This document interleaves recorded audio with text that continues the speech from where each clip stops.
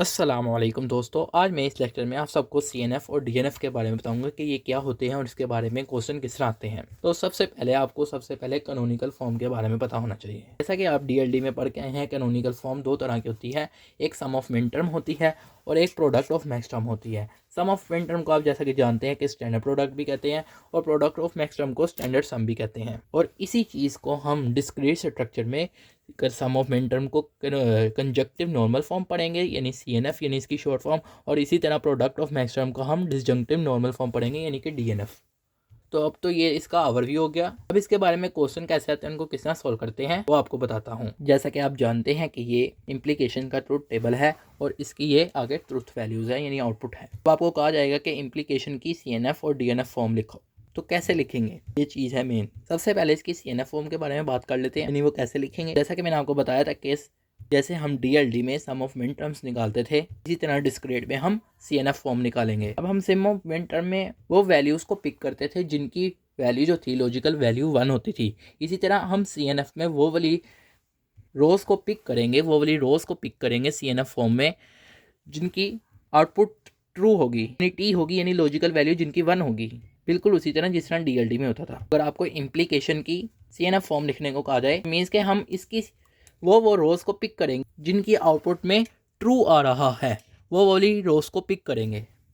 और CNF form में अगर पी की यानी कि हमारी वैल्यू ट्रू होगी तो मीन्स के हम उसे पी ही डिनोट करेंगे, और अगर वो फॉल्स होगी फिर हम नॉट पी डिनोट करेंगे इन सीएनएफ। अब यहाँ पर आप देखें पहली रो में पी इम्प्लाइज क्यू जो है वो कब ट्रू है, जब पी भी ट्रू है क्यू भी ट्रू है, मीन्स के दोनों ट्रू हैं, यानी दोनों की एक्चुअल प्रोपोजिशन लिखी जाएगी क्योंकि दोनों जो हैं वो सीएनएफ में ट्रू हैं।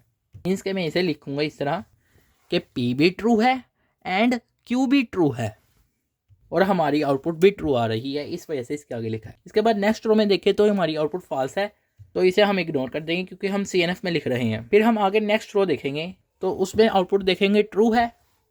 तो आउटपुट ट्रू कैसे हो रही है, तो यहाँ पे देखें आउटपुट ट्रू हो रही है जब हमारी पी जो है फॉल्स है, यानी कि पी जो है अपनी ऑपोजिट हालत में है, मीन्स के नॉट पी, और क्यू जो है वो ट्रू है, मीन्स के क्यू अपनी एक्चुअल हालत में है। तो फिर हमने यहाँ पे क्या लिखा, फॉल्स की जगह लिखा नॉट पी एंड, और क्यू जो है वो ट्रू है इस वजह से क्यू को क्यू लिखा। अगर क्यू फॉल्स होता तो फिर उसे भी नॉट क्यू लिखते, लेकिन यहाँ पर क्यू जो है वो ट्रू था।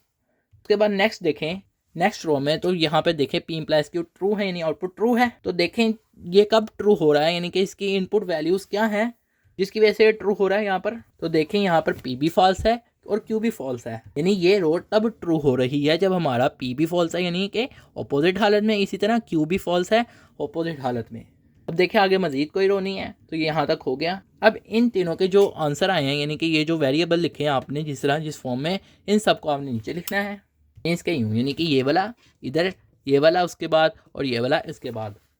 और अब इन तीनों के बीच में यानी कि इनके दरमियान और गेट वाला सिंबल लगाएंगे। इस तरह हमारी इसकी सीएनएफ फॉर्म निकल आई। हमें किसी के बारे में भी कहा जाए तो हम उसकी सीएनएफ फॉर्म इस तरह इजीली निकाल सकते हैं। अब आगे डीएनएफ फॉर्म की बात करते हैं। अब हम डीएनएफ में वो रोज को पिक करेंगे जिनकी आउटपुट फॉल्स होगी, मीन्स के सीएनएफ के ऑपोजिट। उसके अलावा डीएनएफ में ऐसे होगा कि पी अगर ट्रू होगा तो उसे हम नॉट पी लिखेंगे और पी अगर फॉल्स होगा तो हम उसे एक्चुअल वेरिएबल लिखेंगे, मीन्स के यहाँ पर भी हम सीएनएफ के ऑपोजिट लिखेंगे डीएनएफ में। तो अब इसको भी देख लेते हैं। तो हम देखें अगर इम्प्लीकेशन की हमें डीएनएफ फॉर्म कहा जाए तो मीन्स के हमने इसकी वो वाली रो पिक करनी है जहाँ पर इसकी आउटपुट वैल्यू फॉल्स आ रही है। तो यहाँ पर इसकी आउटपुट वैल्यू फॉल्स आ रही है, और जब इसकी आउटपुट वैल्यू फॉल्स आ रही है तो हमारा पी क्या है, पी ट्रू है क्यू फॉल्स है, मीन्स के यूं, यानी कि पी ट्रू है तो वो अपनी असल हालत में नहीं आएगा, अपनी दूसरी हालत में आएगा, यानी कि वो ट्रू है तो इसे यहाँ पे ऑपोजिट लिखेंगे सीएनएफ फॉर्म के। इसी तरह यहाँ पे क्यू जो है वो फॉल्स है, तो फिर अगर कोई वेरिएबल फॉल्स होता है तो अपनी एक्चुअल हालत में रहता है इन डीएनएफ फॉर्म।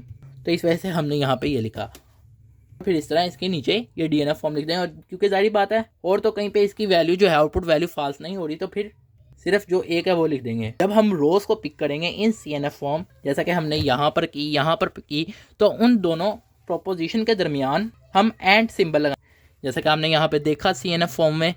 और जब हम डीएनएफ फॉर्म की बात करेंगे अगर डीएनएफ में हम रोज को पिक करेंगे तो जो हमारे प्रोपोजिशंस की हालत होगी उनके दरमियान हम और गेट वाला सिंबल लगाएंगे, इसके डिसजंक्शन लगाएंगे। तो ये सारी चीज़ें आपको याद होनी चाहिए। ये रूल्स है, छोटे मोटे हैं, इतने मुश्किल नहीं है। मैं आपको इसका एक और क्वेश्चन समझा देता हूँ ताकि आपकी मजीद अच्छी प्रैक्टिस हो जाए। अब जैसा कि आप देख रहे हैं ये पी पाई कंडीशनल क्यू है, आपको इसका ट्रूथ टेबल दिया हुआ है, लेकिन जरूरी नहीं आपको दिया जाए क्योंकि जाहिर बात है आपको आता है ये इतना मुश्किल है बनाना ट्रूथ टेबल, तो आप खुद भी बना सकते हैं। आपको कहा जाएगा कि इसकी सीएनएफ और डीएनएफ फॉर्म लिखें तो आपने इस तरह लिखनी होगी। सारी बात है जैसा कि मैंने आपको बताया कि सीएनएफ में हम ट्रूथ वैल्यूज को पिक करेंगे, जैसा कि यहाँ पर, यानी कि जब आउटपुट वैल्यू हमारी ट्रूथ होगी और जब ये ट्रू हो रही है तब हमारी पी और क्यू क्या है वो भी लिखते हैं आगे। अब आप यहाँ पे देखें ये ट्रू था तो पी और क्यू जो थे वो भी दोनों ट्रू थे, तभी ये ट्रू हुआ। तो मीन्स के पी भी अपनी एक्चुअल हालत में लिखा जाएगा और क्यू भी अपनी एक्चुअल हालत में लिखा जाएगा। इसी तरह ये तब भी ट्रू हुआ जब हमारा पी भी फॉल्स है क्यू भी फॉल्स है, मीन्स के पी भी अपनी एक्चुअल हालत में नहीं लिखा जाएगा, यानी ऑपोजिट हालत में लिखा जाएगा। इसी तरह क्यू भी अपनी ऑपोजिट हालत में लिखा जाएगा। इसके यूँ बस इसकी दो ट्रूथ वैल्यूज हैं, तो जो इसकी आउटपुट आई है यानी कि ये जो आई हैं आपने इसको नीचे लिख देना है